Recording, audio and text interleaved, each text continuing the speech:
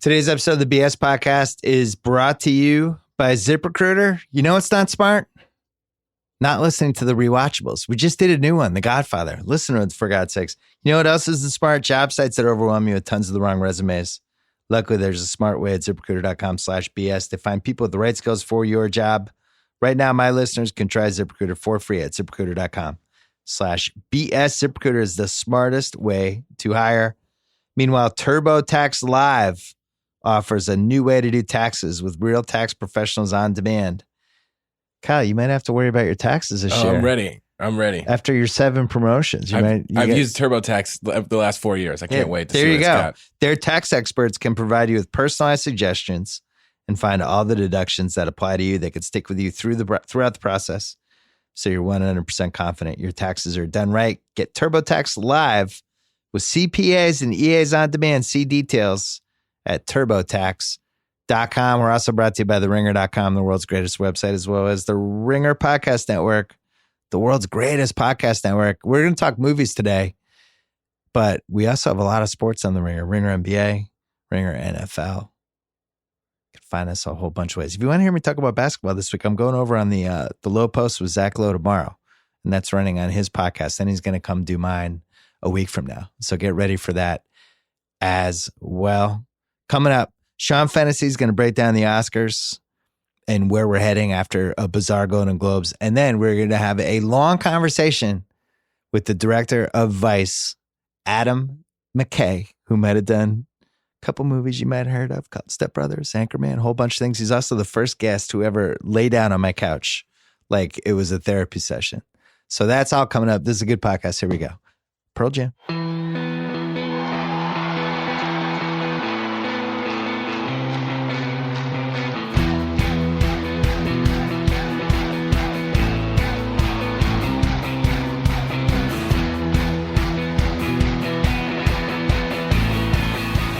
All right, we're going to get to Adam McKay in a little bit. Sean Fennessey's here right now. Hey, Bill. Chief Content Officer of The Ringer. Host of The Big Picture. Yes.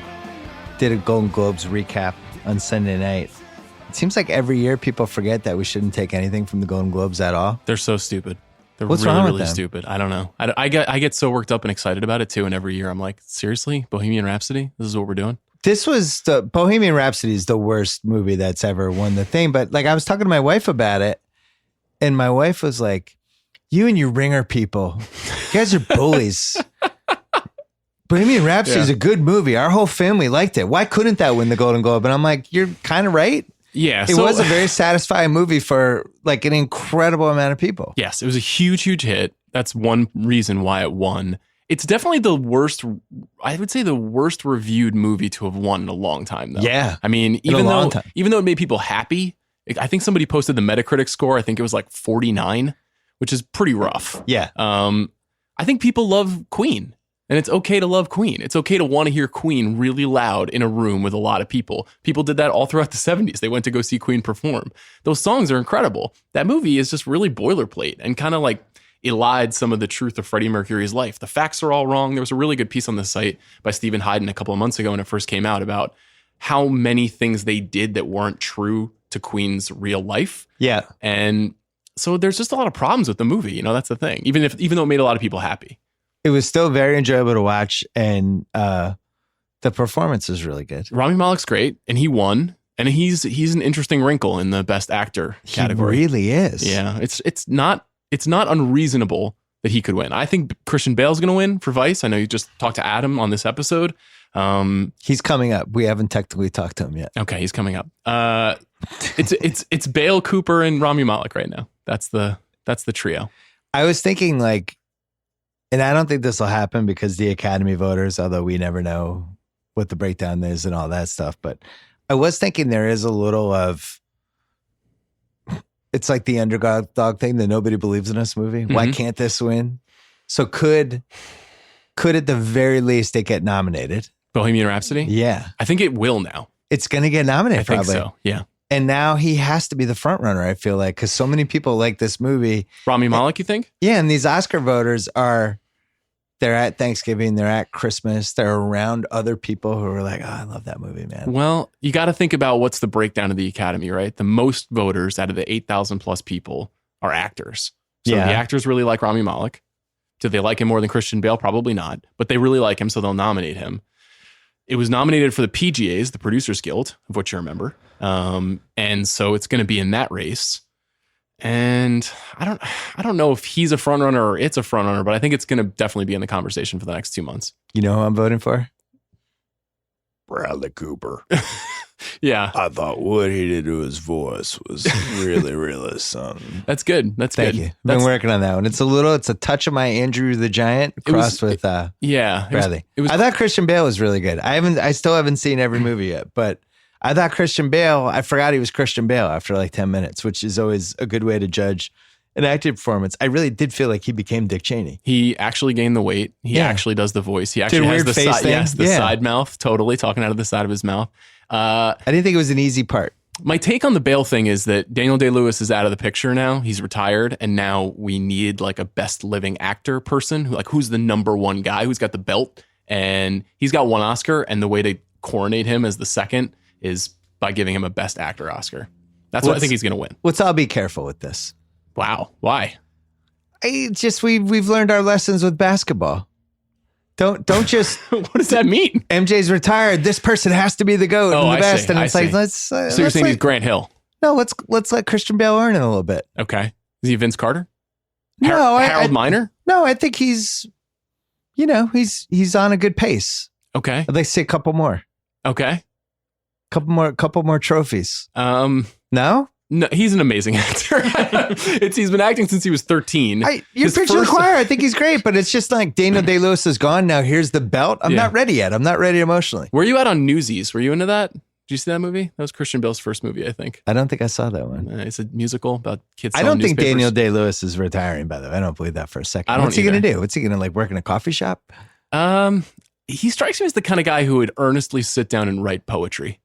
Just for the next 20 years of his life? life? Why not? Opens his journal, looks at his thoughts. Maybe do some bare knuckle boxing. I love Daniel Day-Lewis. I think that, I don't know, who actually is the best actor is a good question. I don't think we have one. I think we have a lot of really, really talented people right now.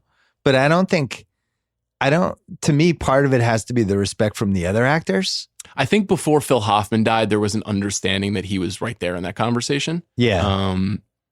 I don't know. There's the actor and then there's the movie star, and Bale is both. Bale can open a movie.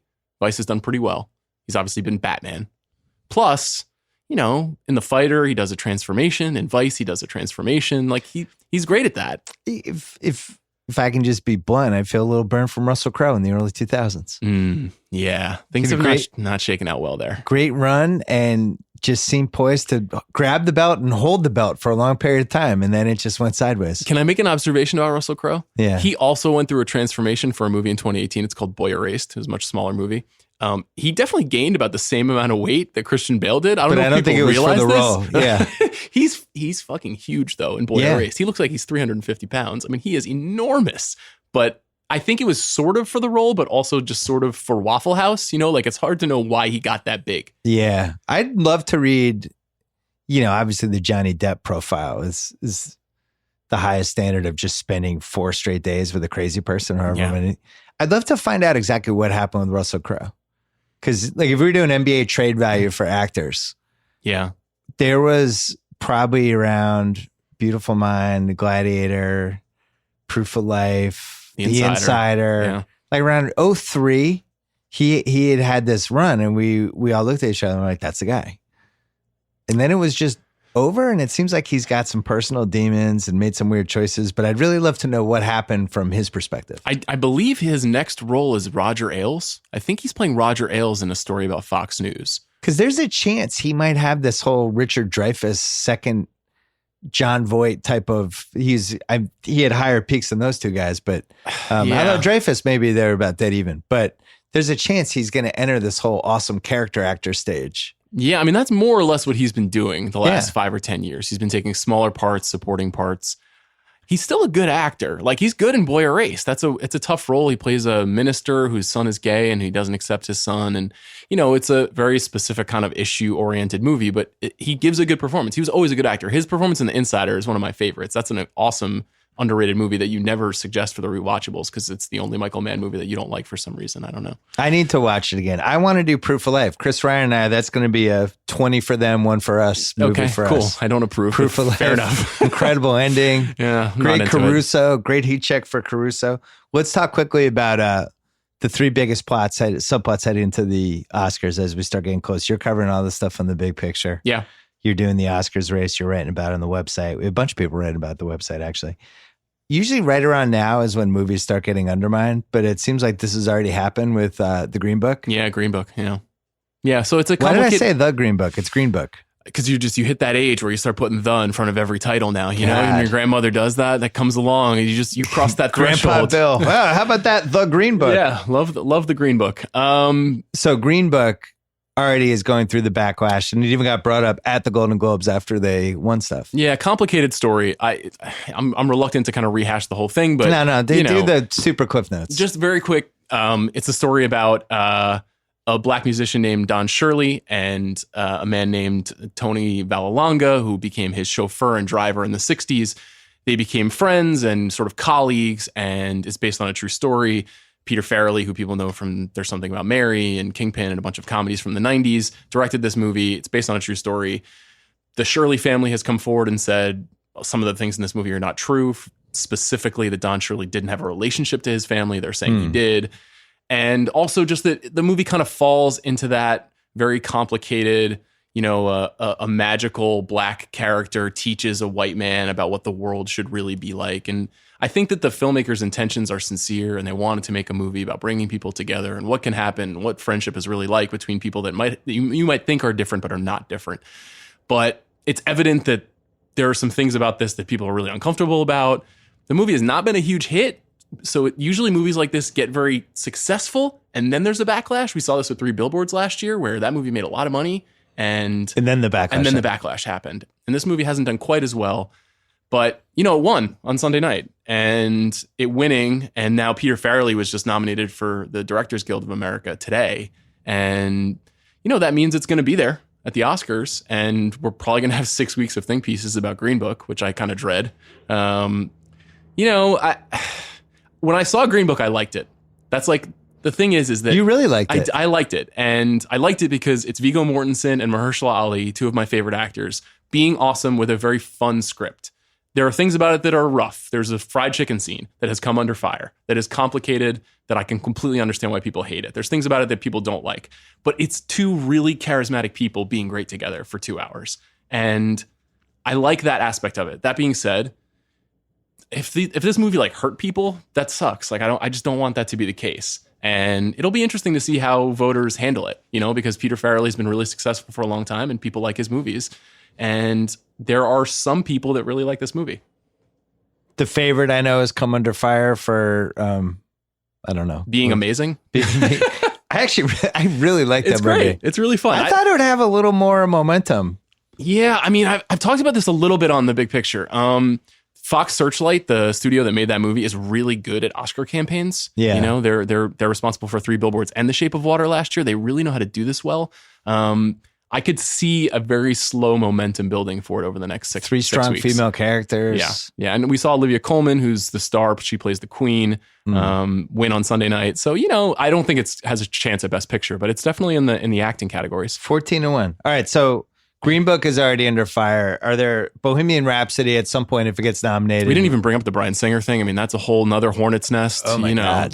That whole story is really complicated. He was fired or left that film midway through production, and he still is the credited director along with another director. And if the movie wins, he would get an Oscar. It's a very dicey situation there.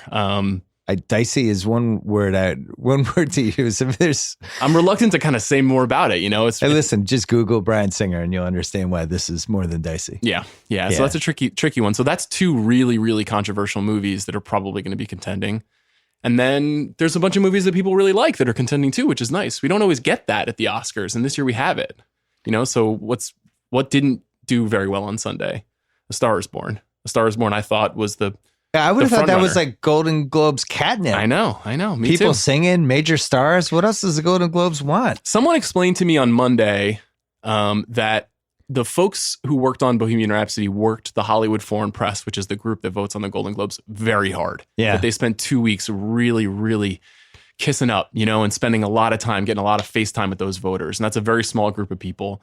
And maybe A Star Is Born didn't work as hard at that. Maybe I honestly don't know. I was surprised. I thought Gaga would have won for sure. I thought A Star Is Born was going to win for Best Drama. Not the case. Who did Gaga lose to? She lost to Glenn Close, who is the star of The Wife. Not going to be repeated at the Oscars. Movie I haven't seen. Thumbs up for Glenn Close. I love Glenn Close. We both love Glenn Close. She's not winning in the Oscars. Yeah, we'll Jenny see. Garp. I don't Jenny know. Garp for life. Give me two other subplots heading into the Oscars. I think the biggest thing right now is will A Star Is Born kind of bounce back. People have noted that it's the only movie that has been acknowledged by every major craft guild. So the producers, the directors, the editors, the cinematographers, the SAG Awards, all of those groups are all in on A Star Is Born. So I don't think A Star Is Born is down at any point. But I think the third thing, the kind of third narrative, and I'm trying to figure out a smart way to write about this, is I can't remember the last time that Best Picture was so wide open. I feel like even from a gambling perspective, and we probably have to ask Sal about this, I thought for months and months it was going to be Roma versus A Star Is Born, and I'll bet those lines kind of moved a little bit after Sunday. I bet that now that Green Book has a little bit more exposure, my guess is that more people see Green Book this week in theaters. Bohemian Rhapsody getting into the conversation. We haven't even really had a Black Panther conversation. It's plausible that happens. Oprah was out a week and a half ago kind of doing press on behalf of Black Panther to get it exposed. And in Roma, which is Netflix's huge bid to win an Oscar, it's just a wide open race. So there's only 5 or 6 weeks to go. I'm excited to talk about the voting, but it's also time for NBA All-Star voting. This year, it's actually easier than ever for fans to vote because you can vote just by searching on Google, search for your favorite player or team. You can vote right in the search bar. You can also search on Google to stay up to date with live scores and view upcoming game schedules. The All-Star Game, February 17th. Voting runs until January 21st. Fans can vote for 10 players a day. So go vote on Google. I'm going to vote on Google and vote on the ballot that they sent me. Beautiful. I'm double voting. Is that legal? Huh? Can you do that? Is that legal? I just made it legal. Okay. On the Oscars odds, so Sal and I have been betting on this for a few years and probably losing most of the years. I don't remember there never being a minus favorite. Every odd right now is plus. What are the numbers? Roma's the quote unquote favorite, but it's plus 140. So bet $100 you win 140. Okay. Star Is Born is 2-1. Green Book's plus 450. I'm with you. I think all the hullabaloo about it has sunk it. Yep. Bohemian Rhapsody is 6-1. That's not winning, especially with Bryan Singer. Google him. The favorite 14-1. Black Panther 25-1. Black Klansman 25-1. If Beale Street Could Talk 25-1. Vice 25-1. And then it starts going up and up. I guess my first question would be, let me say over under 8 movies get nominated. You go under or over? Over. You go over. You think 9 or 10? I think we're going 10.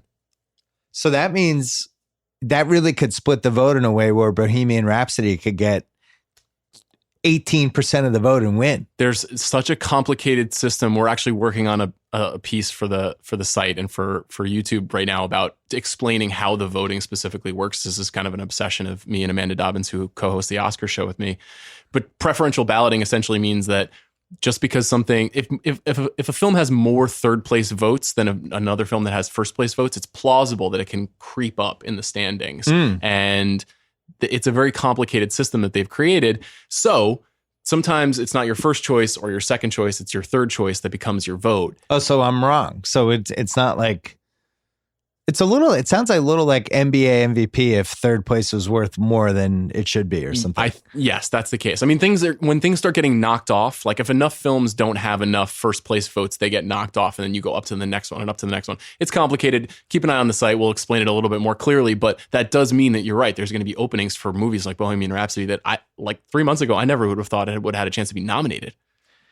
Star Is Born 2-1 still seems like the one for me. And I say that knowing that Roma could absolutely be the Shape of Water of this year, where it's just like, it's the movie for people that make movies. Yeah, it is and it isn't though, because there's a lot of people who work in the movie business who aren't happy about what Netflix is doing. So you've got you think there's a little backlash at Netflix? No question, because they're not held to the same standards that most people that work in the movie business are, because they don't have to deal with box office for the most part. They don't really have to release their metrics, though we have heard recently how much Bird Box was viewed recently. Phenomenal movie. I think that should have been I don't agree with that. But it's a tricky thing, because if you work for a traditional studio, you probably resent what Netflix gets to do and wish you could do it in some ways. I think there's a lot of desire to not have to deal with like, oh, well, your movie bombed at the box office, so you're a failure. Like that's the narrative we pitch every Monday about a movie that doesn't do well. And they just never have to deal with that. Who knows how many people have seen Roma? Probably more than if they had put it out in theaters with a studio. Yeah. But I'm not sure. Cuarón is considered a master. He's already won this award once before. People really want to reward him. Roma is beautiful and incredible. I don't think you've seen it yet. Have you seen it? I might have seen it. Okay, you might have seen it. It's a 2.5 hour black and white foreign film. It's a tough sell for some people. Tough to watch while they're also doing emails. I'll tell you that much. Yeah, well, that's the anxiety about it too, right? Is like people use Netflix as like background noise, Bird Box, yes. It's great. Or as a second screen thing. Pop your head up when you hear the weird sound. You can't do second screen with Roma. You have to look at it. Not just because you have to read the dialogue, but you have to see it. You have to see what he composed. And it's a beautiful movie. I don't think everyone's going to love it. I think there's a lot of people who are just going to respond more emotionally to the traditional A Star Is Born thing. I like A Star Is Born at 2-1.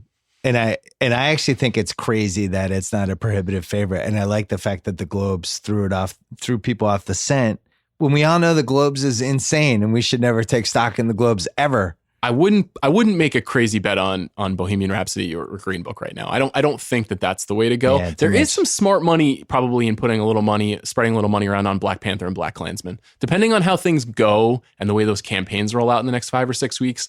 One, there's a Spike Lee thing that's just like, Spike's never won. He's never won Best Director. That movie wasn't good. I like that movie. That movie wasn't good enough to win Best Picture. Yeah, but that's, as you know, when we talk about on the rewatchables all the time, it doesn't matter if it's like the right movie. He didn't win for Do the Right Thing or Malcolm X. Those were the ones he was supposed to win for. Yeah. Martin Scorsese didn't win for Goodfellas. He won for The Departed. Like, this isn't how the Oscars work. But Black Klansman was not The Departed.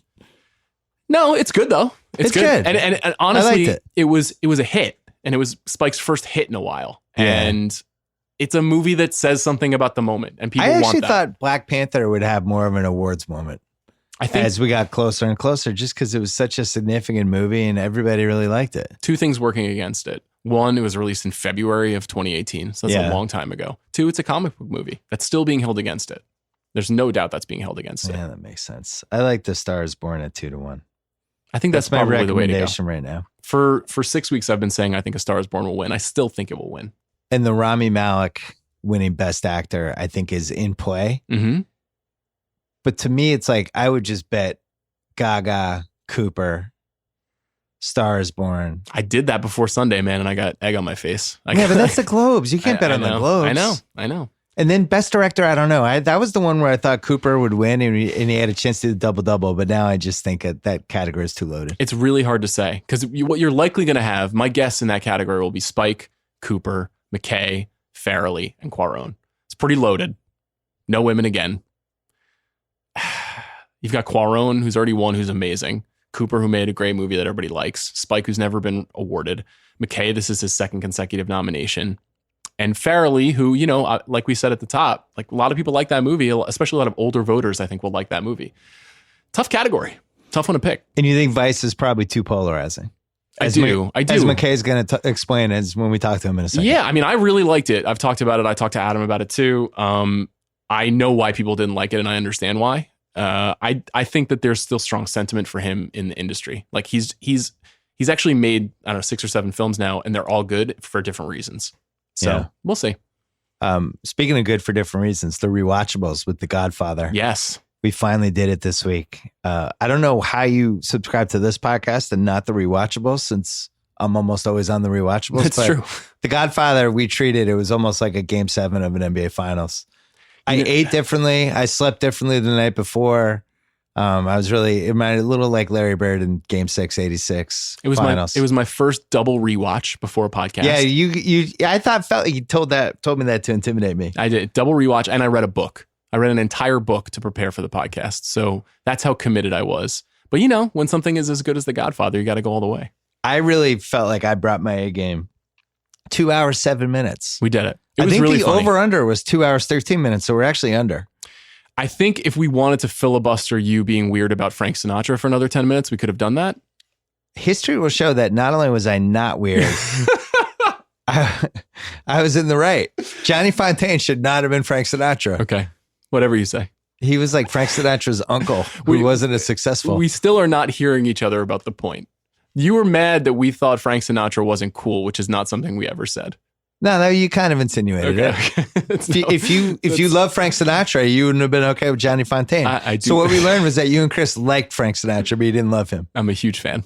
Yeah. All right. Well, we'll let the audience judge differently. Sean Fennessey, subscribe to The Big Picture and read you on the site this week with the Oscars odds. Yeah. Thanks, Bill. You should reach out to Sal. Yeah. As a resource. Get his take. Well, it's funny. Last year, he had me on Against All Odds to give him odds takes, but I'm like, he should be the one giving them to me. Yeah, that's true. Flip that around. All right. Thanks, Sean. Thanks, Bill. Before we get to Adam, Belvedere is produced in one of the world's longest running distilleries. It is the world's finest all-natural vodka. It is part of a 600-year Polish vodka making tradition. It's made with non-GMO Polish rye, pure water, no additives. It is recognized for quality, including my house. Belvedere was named the ISC World Vodka Producer of the Year in 15, 16, and 17. Enjoy a delicious cocktail with Belvedere vodka today. Kyle, I want you to enjoy a delicious cocktail with Belvedere. I got one at the house. Yeah, do it. Ready to crack it open. Remember to always drink responsibly. All right, here he is, Adam McKay. All right, Adam McKay is here. We've circled this podcast really since, I don't know, 1978. Whenever, I don't know when podcast. We run into each other, we talk about it, and it's just never happened for some reason, but now it's happening. It's happening Your now. Vice is out. You're really using me for your awards promotion. I'm just in the circuit for you. That's it. I'm cranking you for like hits and eyeballs. That's all this is about. We've known each other a while. I've used you as a resource for certain things over the years, kind of in the down low. Our daughters have played in soccer games against each other. We've run into each other in weird places. Yes. Yeah. But somehow never did a podcast. So here we are. I love it. You came in, you were looking at the posters, and we were talking 70s sports movies. Oh, so the good. epic run of Fast Break and Fish That Saved Pittsburgh and One on One and Inside Moves, some really great Warriors footage back in the days when the Warriors were basically just the league's cocaine franchise, and that's about it. Really now they're good. the signature franchise. Don't you see Robert Parrish? He's in there. He's in there. there. Yeah. Yeah. Jamal Wilkes. Celtics. Yeah. Also, I love that the guy who plays the star in Inside Moves, Harold Sylvester, shows up. I'm impressed. Shows up in Vision Quest as the teacher who is like hanging out with Matthew Modine, being like, while he's playing hoops. Kind of gets in with Carla a little bit. He does. Lady. It's a little awkward. So that guy, he's in that. He's in Fast Break. He plays DC Dacey in Fast Break. Really? Oh yeah. And he's attracted to Swish, who is a woman pretending to be a man. And it's one of the many reasons Fast Break is the most politically incorrect sports movie of all time. It is just a PC apocalypse.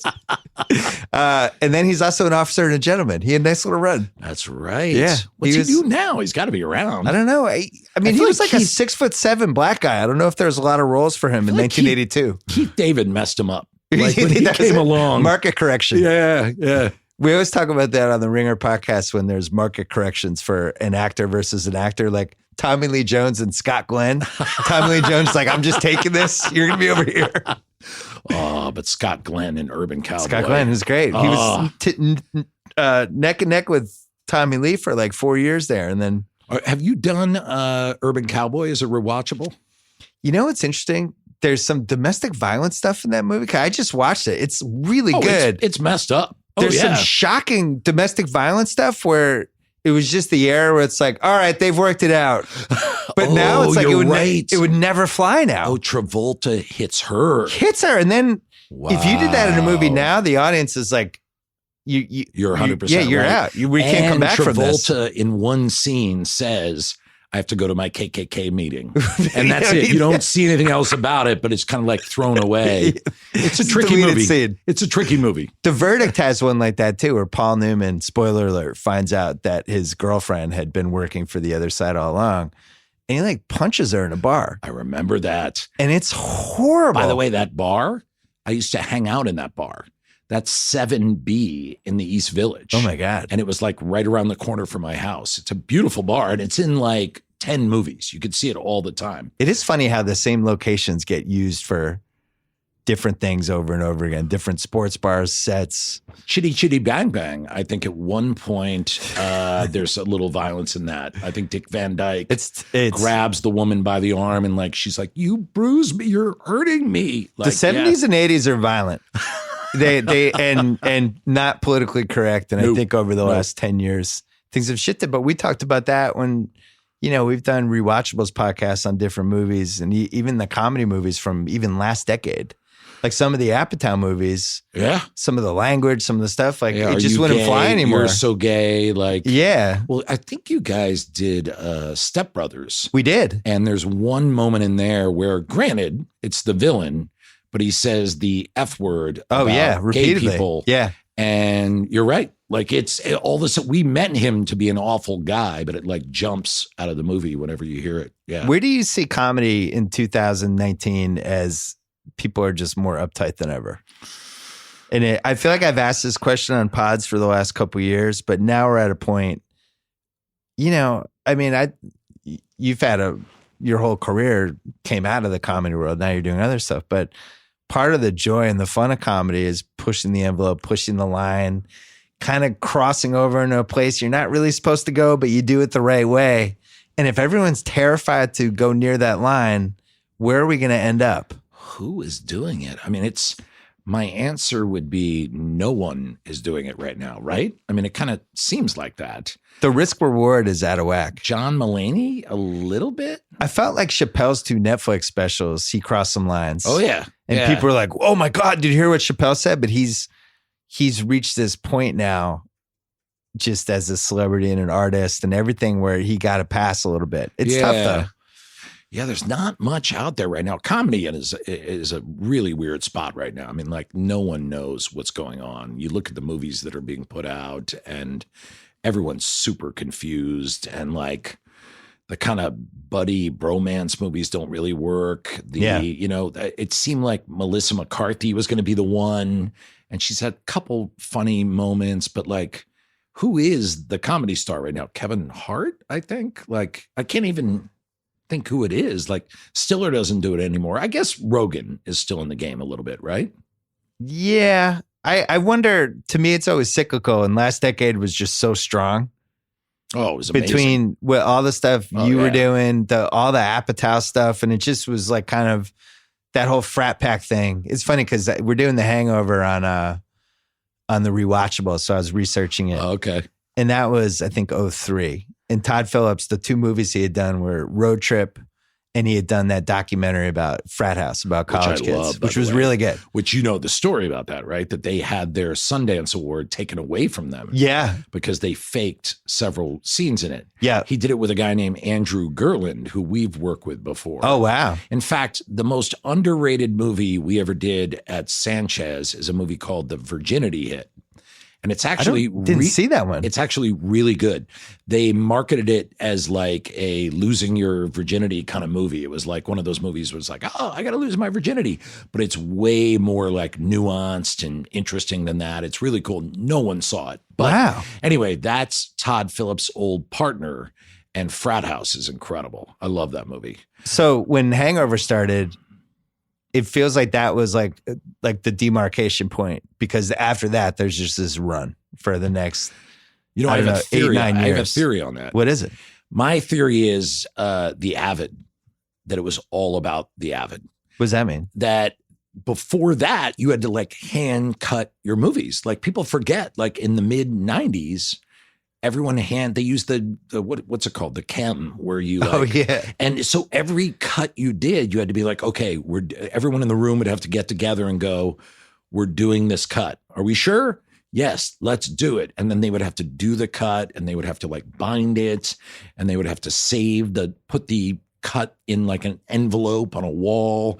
So every single cut was so laborious. But then when the Avid came along, it was like, boom, boom, you can do it all. You can do 20 times the amount of work in one day. And with comedy, as you know, it's all about timing. So the second people started like playing movies in front of crowds and they had the Avid, you're like, oh, just shift this, move this. And all of a sudden the comedy started like rolling. Like they just got more. That's really assaulted. interesting. Yeah. Well, so the stuff and all the people that have worked with you talked about it. You loved keeping the cameras rolling, ad lib, forget about the thing we wrote, just do your own take. And so you couldn't have really done that as well in the 90s. Well, I mean, you could keep rolling, you could roll out, but the trick would just be harder to edit. Exactly. You'd have all these like loose ends that you would have to go through and be like physically, you'd have to say like, hand me that chunk of film over there. Let's look at it. So your editor would basically have to have a major cocaine problem just to have gotten through that in the mid-90s. I think all the which they do editors anyway, of the so 70s. Yeah. I heard a story. We had an assistant editor on a couple of our movies, Melissa Bretherton, and she worked on Heaven's Gate. Is that what it was called? The famous flop. Yeah. Yeah. And there's a book about it. Michael Cimino. Yeah. And they were really struggling, obviously. And Cimino walked in one day and he said, take one frame out of every shot in the movie. And they were like, excuse me?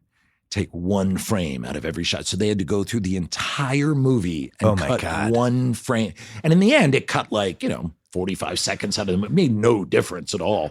So they had little envelopes everywhere with like the one frame in it all over the office. But yeah, that's my theory is the Avid is kind of what. That's a really good theory. Yeah. I think it's a lot like the NBA with comedy where sometimes it's just cyclical. Like right now in the NBA, we just have a lot of talent.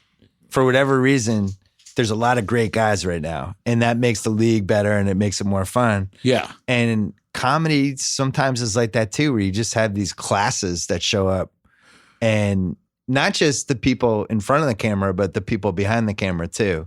And when you have that blend of that, you can just roll off this 8-year run. Well, I also think there was a thing where it was like the last moment of that kind of, bro guy comedy. Like, it was the last breath of it. And what was great about it was self-aware. Yeah. That we knew what we were doing. We knew that it was ridiculous. So you had the mix of like the Avid, you had the mix of like movies blowing up because now you had DVDs and like the money was rolling. Yeah. And then I think you're right. I think like culturally that was a last moment. I mean, watch Animal House now. I don't think you can. Like, I mean, you watch Animal House now, it's got like 5 or 6 really, really tough moments. It's dicey. I mean, it's and for a while that was the number one comedy of all time. I mean, that was like huge. So not only was it the number one comedy of all time, but that and Caddyshack were probably the 2 most quoted movies just in conversations. I remember just throwing Caddyshack quotes left and right. Columns. I would throw in there. Stripes was another one. Yeah. That was a weird era though, because like nudity was a character in comedies too. Yep. And it would always be like, get some laughs and you get a couple nude scenes in. And that's like my night out in 1981, Well, Stripes has like nudity for no reason at all. They're just throwing it in. Caddyshack too.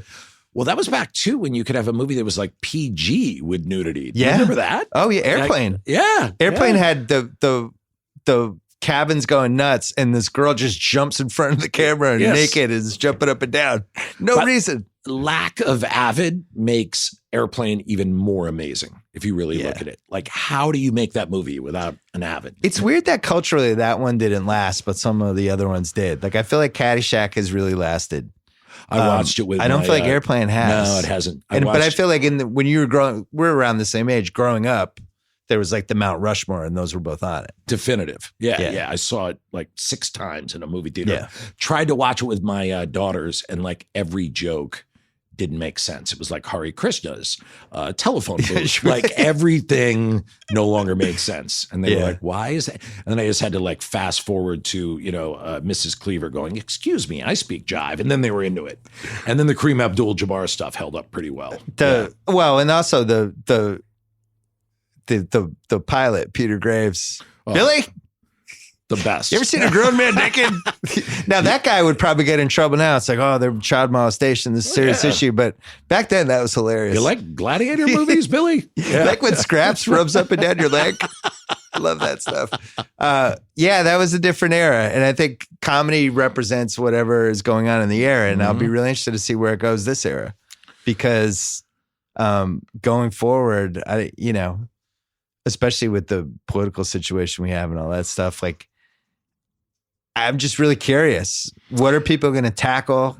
Who are the stars going to be? What are the stars going to want to tackle? Are they going to go after the politics at all and all that stuff? I have no idea. I mean, the funniest thing I've seen in the last year wasn't written comedy. It was Donald Trump in that forest with Gavin Newsom and Jerry Brown explaining how you won't have forest fires if you sweep the forest. It's the single craziest thing I've ever seen in my entire life. Like, if that happened in being there, you'd be like, guys, we got to get that out of tone there. that back. Yeah. Nobody's going to believe this. And that actually happened. Yeah. Like, so I don't know, man. I don't know what comedy does. Well, it's been tough for SNL, right? Because, and I don't know where you're standing on all the Trump stuff, but I feel like I'm just kind of bored of it. It's like, all right, we get it. Alec Baldwin's Trump. Yeah. This is something that started when you were there, where they would have kind of the political thing would open the show, which they used to do the first 25 years of the show every once in a while. But sometimes they would open the show with like weird stuff or cast member stuff. Or the Wolverines. Bit. Yeah, or just something weird, like whatever. But now it's like politics every time. And to start out with Trump, and it's like, how do you parody something that feels already like a parody? I have no idea. It's a tough one. Yeah. Yeah, when I was there, occasionally I would try and write openings that were like a little bit serious. Yeah. Like I wrote one, it was like for the season opener after the Lewinsky scandal. Yeah. And the entire scene was silent. And it was Hillary Clinton walking in the bedroom, Bill's watching TV, and he's like, hey, and that was the only word in the whole scene. She ignores him, sits in the bed. They start flipping through channels. Every third channel is Lewinsky. Yeah. They flip, flip, flip. She turns it off, takes like a big, heavy breath, turns over, turns off the light. Long beat. Bill turns off his light. Long beat. Big, heavy breath. Live from New York on Saturday night. And boy, did it not work. Oh, I was going to say, I don't remember that. Did they not run it? Never aired. Never Oh, aired. wow. Yeah. I convinced Lauren. I was like, this will be amazing. It was like, nope. Yeah. Cut immediately. That stuff, what was your first year there? I was 95 through, I think, 01. Because you go back now. I mean, that was such a great run for the show and all new cast, basically, and just some Hall of Famers in there and all that stuff. But it was also a really fun time for comedy where you look at some of the stuff like those Smigel cartoons now. None of that stuff would run now. No way. No way. Yeah. And especially like going after partners and going after the network and some of the stuff shitty. And I was like, even in the moment, I was like, oh my God, I can't believe they're running that. I did a interview about an hour ago with a journalist talking about whore. You with somebody else? With a journalist about that piece going after the network about the classic. It was a Mediopoly, and it was like a Schoolhouse Rock piece about how the networks own the news, so they're never going to report against themselves. Yes. And I co-wrote it with Smigel, and we had GE in there saying like, they own NBC. They're never going to like report against building weapons or building stuff. And so God bless Lauren, he aired it. But I guess the next morning, the head of NBC, I can't remember who it was back then, Bob Wright, I think. Probably still Bob Wright, yeah. Called Lauren and was like, what the hell are you doing? And so a friend of mine in the control room called me and he goes, hey, McKay, they're pulling that piece, that Mediopoly. Oh, for the reruns? Yeah, for the reruns. And I was like, what? He goes, yeah, they're trying not to let anyone know, but they're pulling it. And so I guess I can say it now. I leaked it. That's amazing. I called David Korn, who was a journalist, still a journalist, big journalist, a local TV guy, like 3 people, and they put articles about it. And then 5 days later, I came into work and everyone was looking at me weird. And I was like, what's up? And they're like, Lauren wants to see you. Oh, no. And I was like, really? About what? Lauren wants to see you. And I went in the room and Lauren was like, Did you leak that? The fact that we were cutting the Mediopoly piece, Adam? And I was like, at this moment, I was like, no. Yeah. And, Why do you think that? and NBC wants me to fire the person that did that. And I know it's you. And I was like, no. And to Lauren's credit, gave a little half wink and was like, don't do that again. And like, let me go out of the office. And that was it. Well, you were too important to the show. He wasn't going to fire you. Well, I don't know. I mean, if NBC, he needed me, but NBC would have fired me. Yeah. I mean, this shouldn't come as a surprise, but I remember when I got suspended from ESPN for going after Goodell. Two of the people who reached out to me were you and Smigel. Both super excited about it. This is great. We're so proud of you. We were, though. We were genuinely proud of you. We're like, can we say it now on this? Can I say Goodell's the biggest moron creep ever? Well, And he's second biggest. who's first? I don't know. Trump? The Pope? Oh, Trump. Oh. No, the Pope is fine. The Pope is, well, actually, he's not either. Nice. I don't know. Goodell's pretty bad. I feel like they all live in the same category, like James Dolan. Who's the guy who owns the Washington football team? Snyder. Yeah. Like they're all in that same Jerry category. Richardson, the Carolina owner. He's the best. Another good one. Oh, that statue. I want to buy that statue, by the way, of him outside the Panthers. They didn't take it down yet, right? No, he actually put it in the agreement when he sold the team. You can't remove this. That is It's true. amazing that people haven't fucked with it, though. You'd think at 3 a.m. You have a weird statue out in front of your place. I mean, it's not as bad as the Richardson Which statue? one, but the statue of you. Shut up. People don't believe that. Statue of you holding up, like, what would you hold up? A microphone and a I don't know. Probably, Celtics jersey? Probably me and a typewriter just looking sad that my column's not done yet. Those are crazy times. The late 90s. And you guys were loaded on the show behind the scenes and on camera. And we had then fun. everything led to that 2000. The election. We had so much It's fun. so much fodder. I still feel like that the political parody at that point was still fun because they didn't have the kind of destructive elements the world has now. Yeah, you didn't know in the early 2000s that it was like potentially the end of mankind's existence. No, but there was an innocence. Like I was Yeah. watching Dave, which I think we're going to do for the rewatchables with Kevin Kline. And there's Does like that hold up? Oh yeah, Really? and there's a real innocence to it. Where it's like, yeah, the presidency is this easy. Okay. All And he right. can just come in and make everything better. And that's kind of how we felt about the presidency a little bit. And now I don't think we do. Changing subjects for 1 second. Have you Yeah. done Tinker Tailor Soldier Spy as a rewatchable? No. It's amazing. When seen I it give you a podcast of your rewatchables, 8 you get times I've watched that movie. That Oldman? movie is so good. All right, back to what we were talking about. Presidency was innocent. Yeah, I mean, we knew W. Bush was messed up. We knew there was trouble ahead. But you knew he was a good character for the show. Oh, 2000. Hell yeah. Texas guy, you could pretend he was dumb. It's like the perfect. But you didn't know he would like You'd Ferrell. rock the foundations of like civilization. Yeah. Like you weren't thinking that. By the end, of course, they did. But in Yeah. the beginning, you didn't think of it. Yeah, no, it was a blast. Like the late 90s. I remember when we got there in 95, we would like gallivant around New York City. We go down to like the East Village. It'd be Ferrell and myself and like a couple of the writers. Anna Gasteyer would join us. And we just go be idiots. And at that time, everyone like hated SNL because it was coming off the It was the Jay Moore season. Exactly. Yeah. And so we would go to bars. And I remember like one bar, 2A on Avenue A and 2nd Street. We were there and we're just being morons. Like, I think we're lifting Ferrell up and pressing him against the ceiling or something. And the bartender was like, wish you guys were this funny on SNL. People hated the show, but it was kind of great because no one cared who we were. Like they didn't really recognize Ferrell. And so we were just like eating pierogies and having the best time, shooting pool. And it was incredible. I remember the first episode of him when he did Get Off the Shed. Oh, yeah. And it was like one of those, who's this guy? He was just almost immediately a star. And then he was in another sketch with Mariel Hemingway.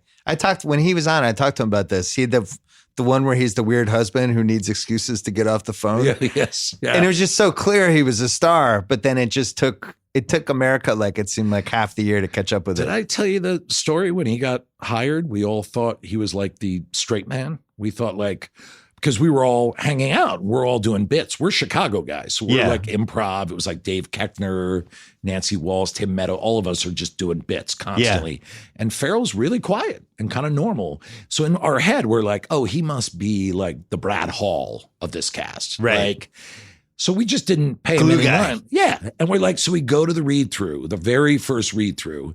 And of course, our sketches like bomb. And then Ferrell just rips it. Like 9 sketches, the room is rocking. And we're like, oh, he's not by the way, God bless Brad Hall, but he's not the Brad Hall of this cast. Yeah. And then from that moment on, it was like, follow Ferrell. It was incredible.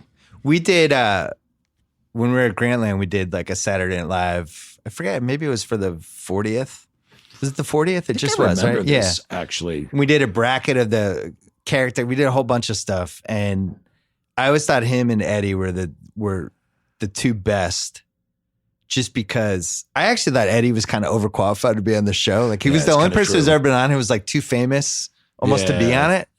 And then Ferrell, his ability to do anything. And then Phil Hartman was my other one. Like just, and then I think this decade, I think Kate McKinnon and Kristen Wiig are close, but those three, they could just Aykroyd literally do anything. I would throw Aykroyd in there. Like you forget how good he was. Drew Goddard, do you know him? Yeah. Cabin in the Woods. He does a game where you do an SNL draft. And you each have to draft. You have to have him on, by the way. He's an amazing guy. Yeah. And first pick, he says every draft is either Ferrell, Eddie Murphy. Like has to those be. two. Yeah. I was pretty high on Mike Myers. I thought Mike Myers was underrated on that show. Well, he's now historically the underrated cast member. Yeah. Those first couple years. Oh, my God. I was in college for those, and it was just so far out there. The like fucking the first Sprockets. It was like, what is this? Blew my mind. What is happening? Or the kid in the bathtub. You know, my name is Simon or whatever. Like everything he did, you were into. You were like, what's he up to?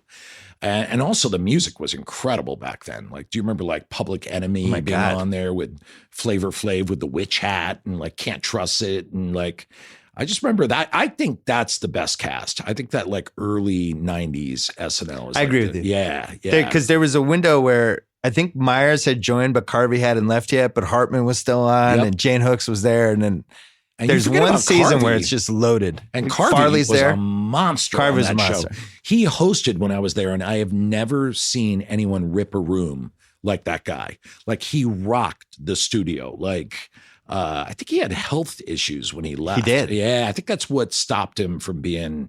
Because that guy was incredible. Yeah. He was amazing. Yeah. I think he's on, if Lauren would never do this, but if he gave his short list, I think he would probably make it out of the cast members. Did you always want to be on SNL or did you stumble into it? Yeah, I always wanted to be on it. I mean, it was a show I grew up watching. And the Chicago lineage is pretty 100%. Deep too. Well, I mean, really what happened to me was we were doing the Upright Citizens Brigade. So we were doing shows in like coffee houses and weird theaters, and it was going great. Like we definitely had a following, but we made no money, and I was broke. And they had auditions at Second City, so I had to tell like UCB, I was like, guys, I have no money. Like I got to do this, and that was the only place in town that paid. So I got in there, and that's kind of what changed everything. And those guys just kept doing UCB. And the cool thing was, by the time I got to SNL, like a year later, UCB moved there. So I was able to do improv with them. But yeah, that was it. I mean, that was always the thing. I mean, that was the first time in my life, like my parents stopped bothering me. Like what's happening? What's going to happen with you? Yeah. That's funny. Yeah. I remember there's a few that you were on. You were the guy in the crowd. You had like kind of a stealth character. I did it a couple times. I'm trying to remember. It was more than a couple. Wasn't it like 4 or 5 times? Tobey Maguire. There were a couple. I can't You were remember. like the annoying guy in the audience. Yeah, basically that was it. Yeah. And a couple times in sketches. I was in a couple of my short films. I did like an update piece one time. Like I did a little bit of performance. But by that time, I was loving it. I was loving being a writer. The behind I the started scenes directing, making short films. Like that was clearly where I was going. When did you click with Ferrell? Was there a tipping point moment? Because you kind of became his guy. Yeah, we all, the Chicago group just always was doing bits. Like day to day, in and out, we're always doing a bit. And Ferrell just started like hanging out in front of our doorway, like, hey guys, what's up? Yeah. And we're like, hey, what's up? And then eventually he came into our office and started doing bits with us. And we were like, oh, this guy's good. Yeah. And later he told me, he was like, oh, no, I wanted to hang out with you guys because you're always doing bits. And he became one of the masters, of course. And from that point on, then it was like when I was writing a sketch or he was writing one, he'd be like, hey, McKay. But the first one I think we ever hit it on was Neil Diamond's Storytellers. Yes. I think that was the first one we ever wrote together. And it was so easy and breezy that we're like, let's keep doing this. He's not an overthinker.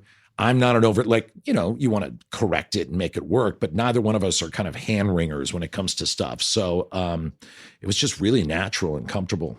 Did you become head writer there? You did, right? I did. My second year, I remember being in shock when they called me in. Like I was a staff writer for 1 year and they're like, hey, Adam, we'd like you to be head writer. And I think my first response was no. Jesus. I was having so much fun just being a staff writer. And then a friend of mine was like, no, you got to say yes. If you don't say yes, you'll never get pay this upgrade. A little pay upgrade. A lot more hassle. Better office?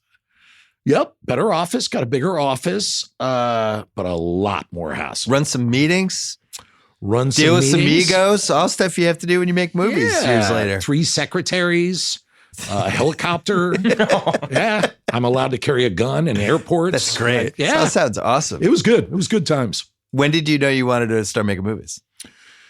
It was after 4 years. I was head writer and kind of had some ups and downs and was like always kind of arguing with Lauren. I knew there was a problem when one time I said, hey, I want to talk to Lauren. I went in the room. And there was another producer there. And I was like, I just want to talk to Lauren. No, it's all right. He could stay.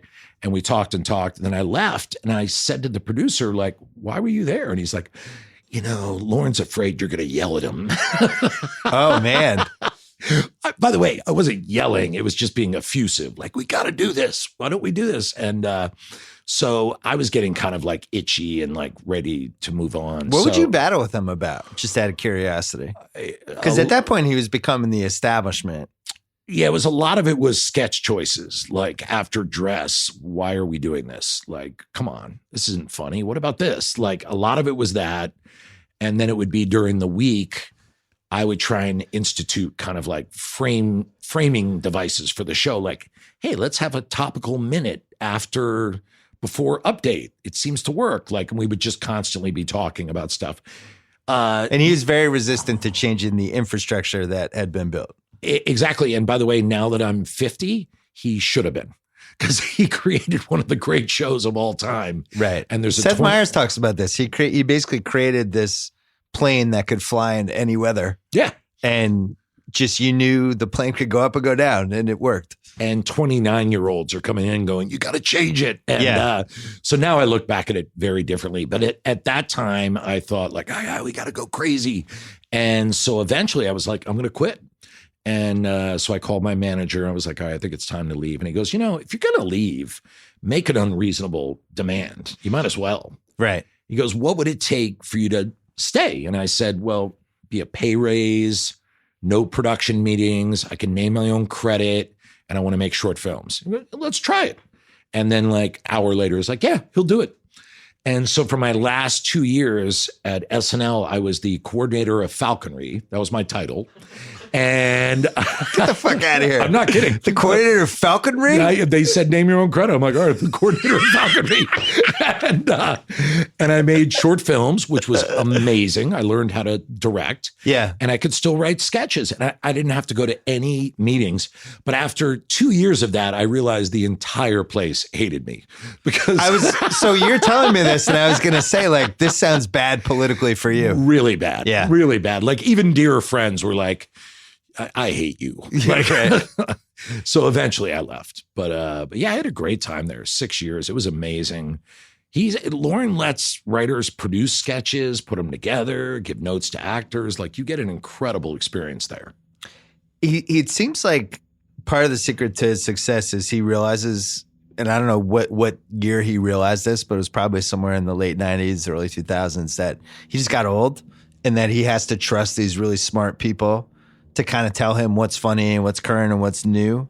I think there's some of that. Yeah. Because I find I'm in that situation a little bit with like what we've had at the Grayling and the Ringer. Like, I'm fucking old. Like, we have a lot of young people that work for us, and the stuff they care about, I wouldn't care about. And if it was a site that was all the stuff that a 49-year-old person cared about, it probably wouldn't be a good site, you know? So you need that influx. And I think I don't know what year it was where he embraced that.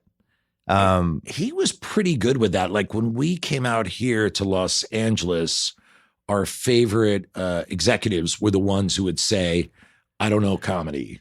I'll tell you story, but you guys do the comedy. And like Amy Pascal at Sony was like that. She's like, I don't know comedy, guys, but I'll tell you stories. Yeah. I'll talk to you about that. But I know you guys are good, and I'll run interference for you. Amazing run there. But whenever it's the executive who's like, I do know funny, dangerous. Be careful. Yeah. Lauren was pretty good with that. I got to say, I think the key to that show is the read-through. Wednesday is the read-through, and there's like 120 people just packed in there. And you go through every sketch, and a lot of it's based on the room laughing. And I think he reads that, and I think he does still have a good sense of humor. I mean, he still will laugh. You can get him to laugh. He does a snort laugh, which is the best. Right. The one time I really got him to laugh was I did a sketch called the Hulk Hogan Talk Show. And it was this incredibly long intro that was all about Hulk Hogan. And to the point where people in the room were like, all right, we get it already. And then it would cut to the show, and it was Will Ferrell going, Hulk Hogan is on vacation. I'm your guest host, Ted Beeman. And Lauren actually did and I was like, oh, that's good. And so to his credit, he was still laughing. He still enjoyed it. But yeah, he was good at kind of leaning on people. Like Tina became that for him, and Seth Meyers, and certain people he trusted. Well, it seems like his ability to judge who's talented and who's creative is unassailable. I don't know. I don't think anybody has a better shit detector. They even like him fighting for Conan to be a TV host is kind of incredible. Amazing. I mean, can you imagine if that happened now? There's no fucking way that would work. I mean, list of talent evaluators in all-time history. Yeah, if he was a sports GM, he would just Jerry West. Yeah, it'd be like Belichick crossed with Jerry West. Yeah, he's incredible. He'd crank it out. I asked him about that once. I was like, how do you do this? Because the people he's hiring there's no one knocking on their door. Yeah. Like, no one was looking to hire me. No one wanted Will Ferrell. Kristen Wiig, like, none of us were being bothered by anyone. And he told me, the story always goes back to some fabulous scenario. He's like, I was in Spain with fill-in name of supermodel intellectual. And we were driving across these fields, and there were melons everywhere. As far as the eye could see, there were watermelons. And in the middle of it, there was a stand, and there was a man selling watermelons. And I said, I laughed, and I said, why are you selling watermelons? They're all around us. And he pointed and he said, because of my eye. Wow. I don't know if that's true or not, but it was a good story. Yeah. He appreciates people who are just good at stuff. Yeah. I remember I went to visit my friend Jacoby in New York, and he's like, we're going to go get soup at this place, and you're going to be freaked out by how great the cash register lady is. Because he knows that I love stuff like this. I love when people are just great at their job, whether it's like a bartender or a waiter. And he's like, I can't wait to show you this cash register lady. So we go in and we buy the soups, and the line's like 12 deep, and it's just moving. And she's like bagging stuff. Like, one hand's bagging stuff, the other thing's in. And I was like, this is the most incredible thing I've ever seen. I almost wanted to videotape it. And I was like, should I tape this? She's like, no, she'll get freaked out. Like, he'd already thought of that. and we watched her do it. She banged out like 12 customers in like 70 seconds or 80 seconds or something. I was like, that honestly, that you undersold how great that was. There's a maitre d' here in Los Angeles. Have you ever heard of him? His name's Dimitri, and he works at the Tower Bar, and it's incredible. I mean, it's art. Just, he knows everyone's name, whatever's going. Mr. McKay, how are you? It's great to see you. I haven't seen him in 4 years, whatever. You have to go there once meet Dimitri. In fact, tell him Adam McKay said I have to meet Well, him. he's getting blown up on the podcast now. Yeah, he is. Dimitri. He's incredible. The where the show is now, my biggest complaint would be the celeb cameos and playing stuff for the audience reaction of like, oh my God, it's Ben Stiller. Oh, it's this guy. Oh. It's like, I just wish I don't understand who that's for. I just don't know what I would do. I just always play the game of, all right, now I'm head writer. What would I do? Like in this time, I just don't know what I would do. Like tough, man. Well, maybe that's why you do more of those celeb cameos. Exactly. Like stringing out the show. Yeah. I think the video things open up stuff. And to his credit, like the Sandberg, when those guys came in, the Lonely Island amazing. guys. Yeah. And that was something like you never wanted to take the show out of the studio. You never want to take the audience. You always, even if you're going to do the short stuff. But now this was like becoming one of the focal points of the show, stuff that wasn't even I feel like now it's at like the taping. half, It right? really does feel like it's half. And it does work really well. Hey, if you're listening to this podcast, you've already figured out smart ways to spend your time. Here's another one. The New York Times crossword app. The crossword app is a fun, clever way to stay sharp. Every day, a new puzzle, a new opportunity to challenge yourself and play. And now with the mini crossword, you can squeeze in a game in just a couple minutes. Each mini puzzle is stimulating, quick, and most important, fun. Play by yourself or challenge your friends. Then post your best times to share the satisfaction that comes from solving. Whenever you have some downtime, discover wordplay every day. It is time well spent. Check it out, the New York Times crossword. Since we're here, I want to give a quick plug to the rewatchables, which I mentioned a couple times. We did The Godfather this week. We have Old School coming up. That is running next week. And we're going to be doing it every week throughout 2019. But The Godfather was really the godfather of Rewatchables podcast. No pun intended. So check that out as well. All right, back to Adam. What was your first movie that you, I can't remember. First one I ever did at SNL was the first after. Anchorman. So that was the first one. Oh, yeah. Yeah. You'd never done a movie before that. No, I'd done short films, but not like a major where you were in charge of everything. Yeah. Did you barely make it, or did it go swimmingly, or what happened? We had a blast. We laughed. Seems like it was great. Morons the entire time. The only thing that was kind of the speed bump was the first test screening. We showed it to like everyone. Like Katzenberg was there, all of DreamWorks, everything. It was packed house, Westwood. The movie plays, huge laughs. After the screening, everyone's coming up like Katzenberg. I don't think Spielberg was there yet, but they were all there shaking my hand going, oh my God, you have made one of the funniest movies. And they came out with the scores. You know the scores, 0 to 100.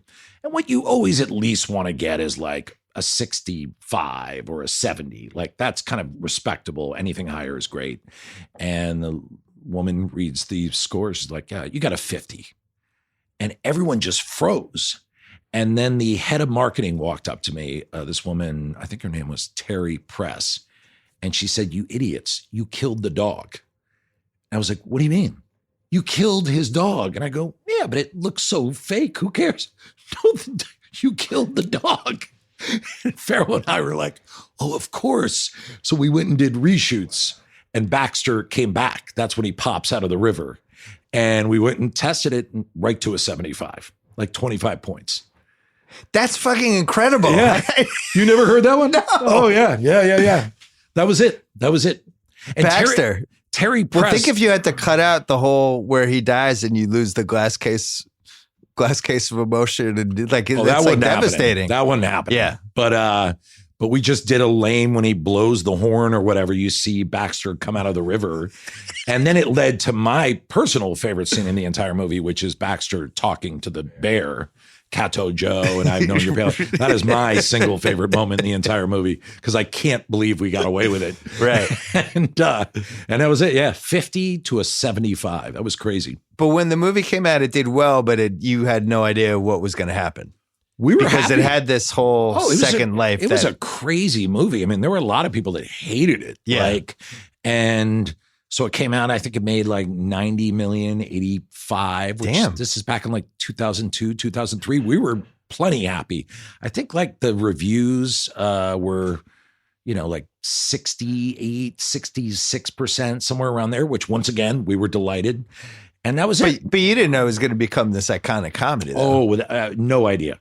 So we all moved on with our life. Yeah. We got into Talladega Nights. We were working on that. Yeah, it enabled you to do all these other things. And two things happened. One was my wife was driving around on Halloween and she called me and she's like, honey, you should know I've seen 7 people dressed as Ron Burgundy so far. I'm like, what are you talking about? She's like, listen to this. Ron Burgundy is like, hey-oh. You hear a voice in the distance like, stay classy. And I'm like, that's weird. And then the second thing was you. You actually the column? You wrote a giant piece about, am I crazy or is this not the funniest movie ever? I remember that. And it was 0809. I did awards from it. It was incredible. And, people know. So that helped. So I always say it was like playing on cable and then your column. You were the very first person ever to go, there's something here. Yeah. I remember I loved the rewatchability of it. And it had so many quotes. I was like, this is perfect for my NBA awards gimmick. That was it. And I told my editor, and I think I had one editor who was like, what? You're using Anchorman quotes? And then the other one was like, yeah. And I was like, this is perfect. This is exactly where I want to be. And, but I honestly, because I had always done like big ass movies with the quotes. Like I had always done like Godfather and Top Gun. Like, but this was the first one that I kind of rolled the dice with. I was like, I just feel, this is pre-Twitter too. Yeah. I was like, I just feel like there has to be more than me. Way earlier than 08. I'm going to say it was 08. Oh, no. I think it was like 03, 04. Because the movie came out in like 02, 03, right? And you were the first person to like talk about it. Because it seemed like it had, I don't know what channel it was on, but it was on for like 2 straight years. Yeah, I don't know if it was HBO or something, like, and then it was TBS or something, but it was on constantly, which is the best. It was just over. All right, here it is. We're going to find out the year, which was. I'm going to say, I can't read on my phone. I'm going to say, It came out 04. God, you made so many movies, you can't even remember. I was definitely way wrong. Like 4 years after because it felt like it had a kick to it. I don't think so, man. I think you were like 2 years after. It was soon. Maybe it was. By the way, 2. I'm probably wrong because I don't even know the release date of my own movie. But the best was Step Brothers. Because Step Brothers, we did kind of get bombed with our reviews. Like I think we got crappy reviews. Yeah. And we didn't care because we loved the movie and made a little bit of money. And Ferrell and I were just like, oh, well, that was a blast. And like 6 months later, I'm walking down a street in New York City and I hear 2 guys walk by me and one guy's going, have you seen that Step Brothers? No, you got to watch it. It's hilarious. And then like 2 hours later, I hear someone go, this house is a fucking prison. And then like 3 hours later, I hear like, we are a house of learned doctors. And I'm like, what is going on? And then that one took off. But that one really surprised us. We didn't see that one coming. The Step Brothers. Oh, not at all. I got to say, I didn't realize it for like 7 years. And I do this for a living and I'm supposed to know what people, but that one, it seemed like Kyle's generation and younger, that kind of became their movie. Well, and they drove it. And then the adults were kind of like, I'll give it a second whirl. And then it just took off. That was always our favorite. Like Will and I, that was the one that made us laugh the hardest. Even though we love Anchorman. We love Talladega. We love them all. But as far as just raw, like I would go home after shooting that movie for the day and I would be like, my muscles would be sore from laughing. Like that's all we did. We didn't give a shit. We were just like, the conversation I had with Will beforehand, I was like, Will, we have like a fart joke in this. These are like grown men living with it. We're not going to get good reviews. And there's even a chance the box office isn't great. Are you okay with that? And Ferrell's like, yeah. And I was like, so am I. We just went ahead. Yeah. Well, wasn't it, it was you or him had the idea for the movie just from you thought it'd be funny if 2 grown men were in bunk beds? Yeah, that was it. And that was the entire premise. I was sitting around with Riley and Ferrell. We had all these different ideas. And I go, guys, I just keep thinking of you guys in bunk beds. I don't know what that is. And to their credit, there's something there. There's some meat on that bone.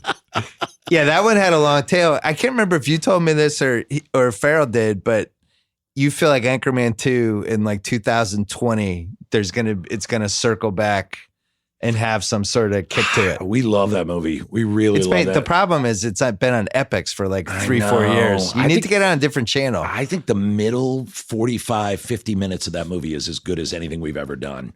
And the other problem is it's a sequel, you know, and just sequels, it's not as fresh. It doesn't crackle as much, but I have a couple of friends who really love it, but we'll see. We'll see. You know, there's a couple sequels out there. I always thought Wayne's World 2 was pretty good. I thought like of the sequels, Austin Powers 2 is pretty good. Like, I thought Austin Powers 2 is the best one of the three. Have you seen Wayne's World 2? Yeah, you know, first of all, bad. my answer to this is always going to be yes, because this is what I do at 1 a.m. is I watch weird movies that I've already seen. It's funny.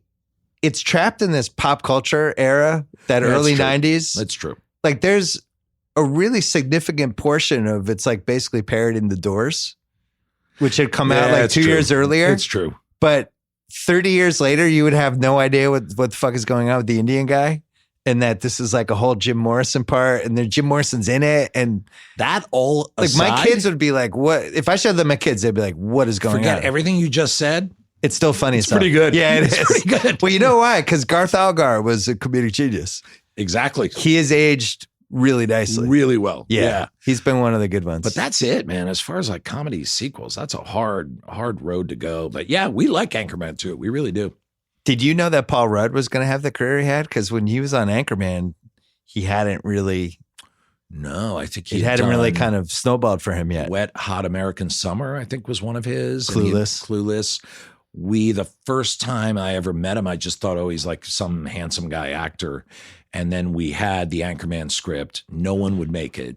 And I got a call out of nowhere. And it's like, hey, it's Paul Rudd. And I was like, I'd met him once. I was like, oh, hey, Paul, I'm reading this Anchorman script, and it's the best thing I've ever read. Will you meet me for coffee?